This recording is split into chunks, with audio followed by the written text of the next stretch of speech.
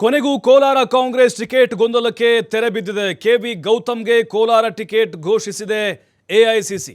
ನೋಡಿ, ಗೌತಮ್ ಅನ್ನುವಂಥ ಹೆಸರು ಬಹಳ ಪ್ರಬಲವಾಗಿ ಕೇಳಿಬರ್ತಾ ಇತ್ತು. ಬಹುತೇಕವಾಗಿ ಅವ್ರಿಗೆ ಕೊಡ್ತಾರೆ ಅಂತ ಹೇಳ್ತಾ ಇತ್ತು TV5. ಈಗ ಅದು ನಿಜ ಆಗಿದೆ.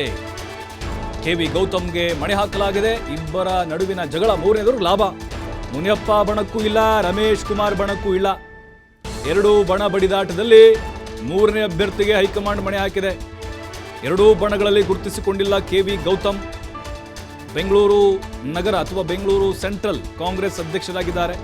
ಅವರ ತಂದೆ ಮೇಯರ್ ಆಗಿದ್ದಂಥವರು ವಿಜಯ್ ಕುಮಾರ್.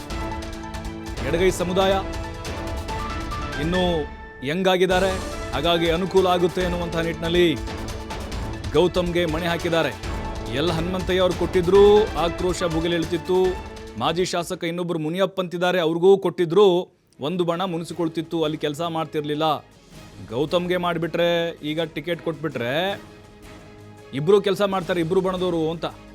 ಹಾಗಾಗಿ ಈಗ ಮುನಿಯಪ್ಪನವರ ಮುಂದಿನ ನಡೆಗಳು ಹೇಗಿರುತ್ತೆ? ಸಪೋರ್ಟ್ ಮಾಡ್ತಾರಾ ಇಲ್ವಾ? ಪ್ರಚಾರಕ್ಕೆ ಬರ್ತಾರಾ ಇಲ್ವಾ? ರಮೇಶ್ ಕುಮಾರ್ ಆ್ಯಂಡ್ ಬಣ ನೋಡಿ, ರಮೇಶ್ ಕುಮಾರ್ ಆ್ಯಂಡ್ ಬಣ ಇಲ್ಲಿ ಮೇಲುಗೈ ಸಾಧಿಸಿದೆ ಅಂತ ಹೇಳ್ಬೋದು. ಅವ್ರ ಉದ್ದೇಶ ಏನಾಗಿತ್ತು? ಮುನಿಯಪ್ಪನವರ ಅಳಿಯನಿಗೆ ಟಿಕೆಟ್ ತಪ್ಪಿಸೋದಾಗಿತ್ತು. ಈಗ ತಪ್ಪಿಸಿದ್ರು. ಹಾಗಾಗಿ ಮೂರನೇ ವ್ಯಕ್ತಿಗೆ ಮಣೆ ಹಾಕಿದ್ದಾರೆ. ಇಲ್ಲಿ ಮುನಿಯಪ್ಪನವ್ರಿಗೆ ಹಿನ್ನಡೆ ಆದಂಗೆ ಅರ್ಥ. ಹಾಗಾಗಿನೇ ಈಗ ರಮೇಶ್ ಕುಮಾರ್ ಮತ್ತು ಬಣದವರು ಆಕ್ಟಿವ್ ಆಗಿ ಗೌತಮ್ ಪರವಾಗಿ ಕೆಲಸ ಮಾಡೋ ಸಾಧ್ಯತೆಗಳಿದ್ದಾವೆ.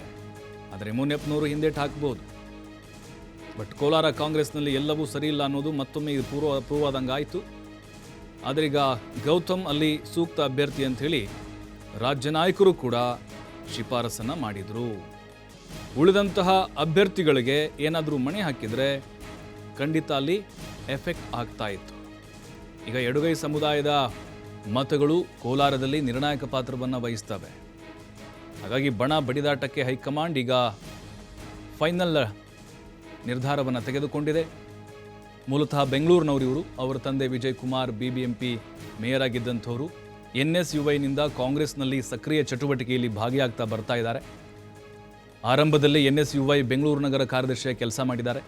ನಂತರ ಯೂತ್ ಕಾಂಗ್ರೆಸ್ ಬೆಂಗಳೂರು ಪ್ರಧಾನ ಕಾರ್ಯದರ್ಶಿಯಾಗಿದ್ದಾರೆ. ಕೃಷ್ಣ ಬೈರೇಗೌಡರು ಯೂತ್ ಕಾಂಗ್ರೆಸ್ ಅಧ್ಯಕ್ಷರಾಗಿದ್ದಾಗ ಇವರು ಕಾರ್ಯದರ್ಶಿಯಾಗಿದ್ದರು. ದಿನೇಶ್ ಗುಂಡೂರಾವ್ ಅವಧಿಯಲ್ಲೂ ಕೂಡ ಯೂತ್ ಕಾಂಗ್ರೆಸ್ನಲ್ಲಿ ಕೆಲಸ ಮಾಡಿದ್ದಾರೆ, ರಾಜ್ಯ ಯೂತ್ ಕಾಂಗ್ರೆಸ್ ಪ್ರಧಾನ ಕಾರ್ಯದರ್ಶಿಯಾಗಿ. ಅಲ್ಲಿ ಪರಮೇಶ್ವರ್ ರಾಜ್ಯಾಧ್ಯಕ್ಷರಾಗಿದ್ದರು. ಆ ವೇಳೆ KPCC ಪದಾಧಿಕಾರಿಯಾಗಿದ್ದಾರೆ. ಈಗ ಕಾಂಗ್ರೆಸ್ನ DCC ಅಧ್ಯಕ್ಷರಾಗಿ ಗೌತಮ್ ಕೆಲಸ ಮಾಡ್ತಾರೆ. ಕಳೆದ 20 ವರ್ಷಗಳಿಂದ ಕಾಂಗ್ರೆಸ್ನಲ್ಲಿ ಸಕ್ರಿಯರಾಗಿದ್ದಾರೆ. ದಲಿತ ಎಡಗೈ ಸಮುದಾಯಕ್ಕೆ ಸೇರಿದ್ದಾರೆ.